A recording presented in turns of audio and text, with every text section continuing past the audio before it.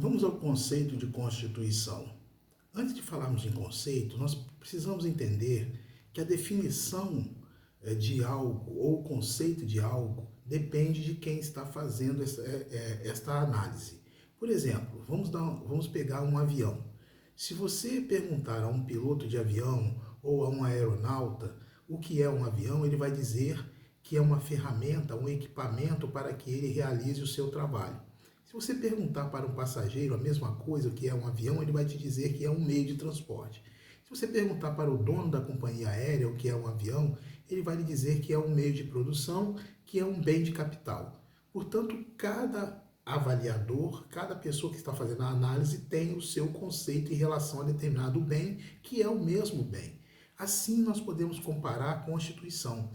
O conceito de Constituição ele se altera de acordo com o aspecto, o critério que está sendo usado para definir a Constituição. Por exemplo, sobre o sentido sociológico. O que é a Constituição sob o aspecto sociológico?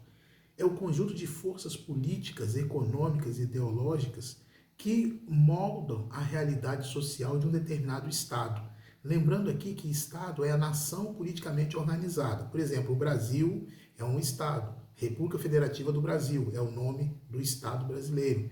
França é um Estado, Estados Unidos é um Estado, Arábia Saudita, Argentina, são Estados independentes. Não confundir com Estados-membros, Espírito Santo, Minas Gerais, São Paulo, Bahia, Mato Grosso, enfim, isso são Estados-membros.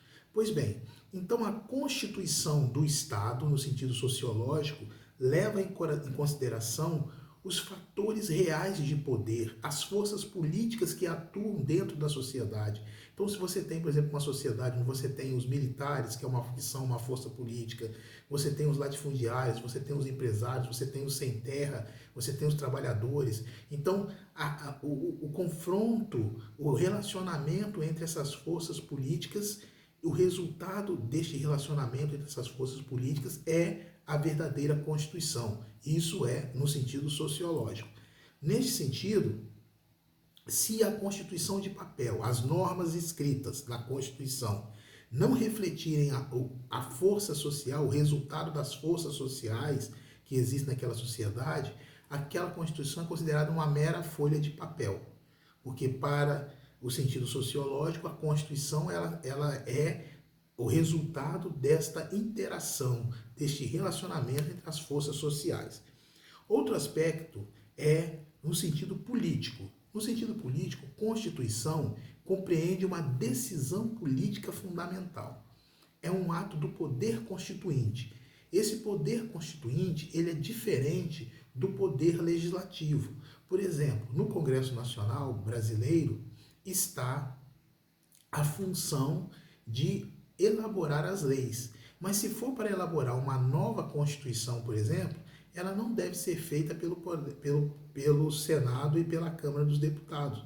Deverá ser composta uma Assembleia Nacional Constituinte eleita para elaborar uma nova Constituição. Porque o poder constituinte originário, que vem do povo, precisa se manifestar. E ele se manifesta através de uma Assembleia Nacional Constituinte. A atual Constituição ela foi resultado de uma Assembleia Nacional Constituinte eleita em 1986 e que trabalhou em 1987, 1988 e no dia 5 de outubro de 1988 foi promulgada a Constituição, quer dizer, foi entregue o texto constitucional à nação, ao povo brasileiro. Portanto, no sentido político, existe uma diferença entre normas constitucionais e normas formalmente constitucionais. O que são normas constitucionais? No sentido político, são aquelas normas que tratam de estrutura do Estado, quais são os órgãos que fazem parte da cúpula de governo do Estado, qual é a forma de se ocupar estes cargos da cúpula de governo do Estado, de governo do poder público do Estado brasileiro. Então, por exemplo, nós temos no Brasil que o cargo de presidente da República, de deputados, senadores, é ocupado através do voto. Já o cargo de juízes, ministros dos tribunais são ocupados de outras formas. Então, tudo isso está na Constituição, são normas constitucionais, típicas, vamos dizer assim, características de Constituição. Também os direitos e deveres e as garantias individuais e coletivas que estão ali na Constituição fazem parte de matérias típicas constitucionais. Já existem assuntos que não precisariam estar na Constituição, que é o caso de, por exemplo, assuntos referentes à família, meio ambiente, comunicação, educação. Tudo isso poderia fazer parte de outras leis que não necessariamente Constituição.